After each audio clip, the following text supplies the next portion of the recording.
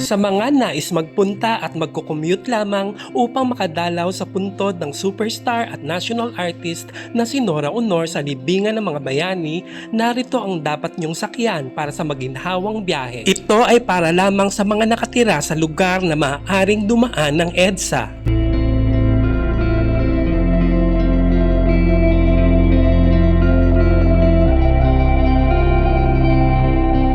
Katulad ko na sa Caloocan nakatira, kailangan kong tumbukin ng EDSA para sumakay ng MRT. Bago ako makarating ng MRT North EDSA, ay kailangan kong sumakay ng jeep patungong EDSA Balintawak kung saan may bus carousel o istasyon ng bus. Ang bus ay dadaan ng kahabaan ng EDSA at doon ako bumaba sa unang istasyon ng MRT, ang North Avenue Station. Dito ay bumili ako ng ticket na pang Guadalupe Station sa halagang 24 pesos. Guadalupe. Yeah, so Ayala lang pala.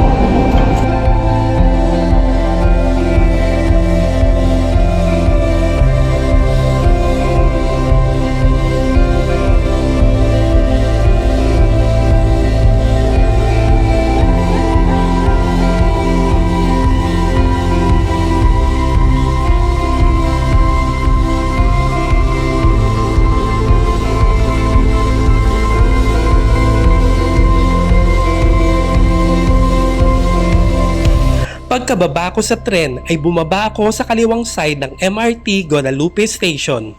Kung sa South o Baclaran MRT Station naman kayo manggagaling ay nasa kanang side ito. Sa pinakababa ng istasyon ay paradahan ng minibus o modern jeepney na dadaan papuntang libingan ng mga bayani. Ang presyo ng pamasahe ay 25 pesos. Sabihin nyo lamang na kayo ay bababa sa libingan ng mga bayani. Kumain muna ako sa Jollibee dahil wala pang dumarating ng minibus dahil pasado alauna na at di pa ako nagla-lunch. Pagkatapos kumain ay bumalik ako sa istasyon at sumakay na sa minibus na maghahatid sa akin sa libingan ng mga bayani.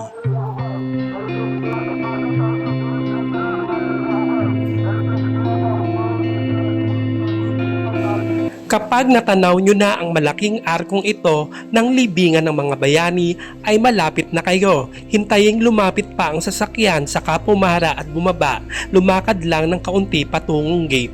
Sa wakas ay narito na tayo sa libingan ng mga bayani. Kung first time nyo dumalaw ay itanong lamang sa guard kung saang banda nakalibing si Ate Guy. Mula sa gate, lagpasan nyo yung tila arko o monumento at sa unang kanto sa kaliwa ay lumiko.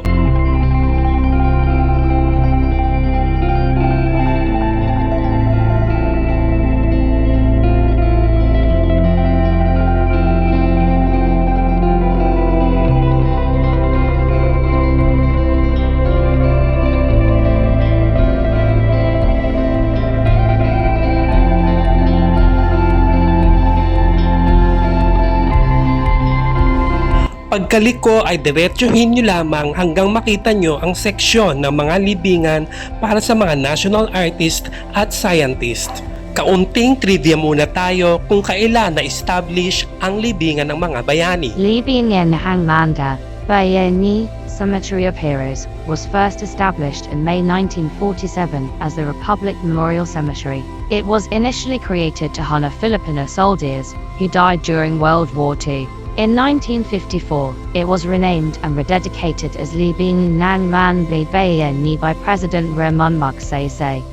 At alam nyo ba na 1993 lamang pinayagang mailibing ang mga national artist sa libingan ng mga bayani? National artists were first allowed to be buried at Libingan ng Mga Bayani following the signing of Executive Order No. 131 by President Fidel V. Ramos in 1993. This order formalized the recognition of national artists and scientists with state funerals and burials at the cemetery, according to Rappler. Prior to this, the libingan was primarily reserved for military personnel and heroes.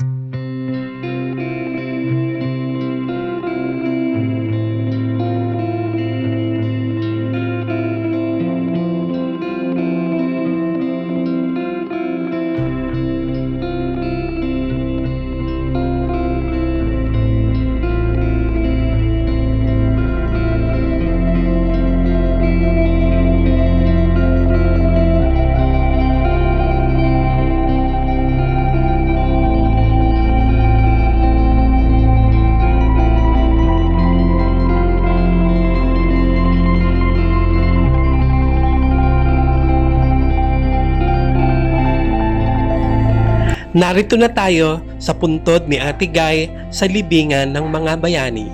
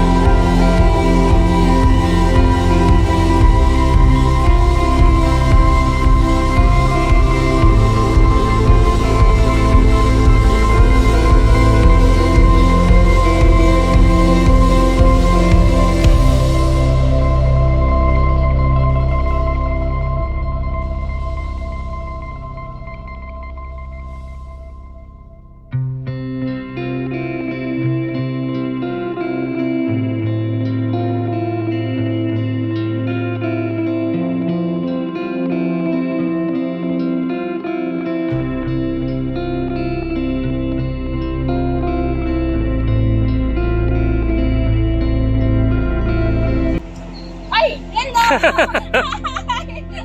Ay, dito pala. Kamusta po? Sabi ko na ikaw yan eh. Maraming salamat sa panonood at hanggang sa muli.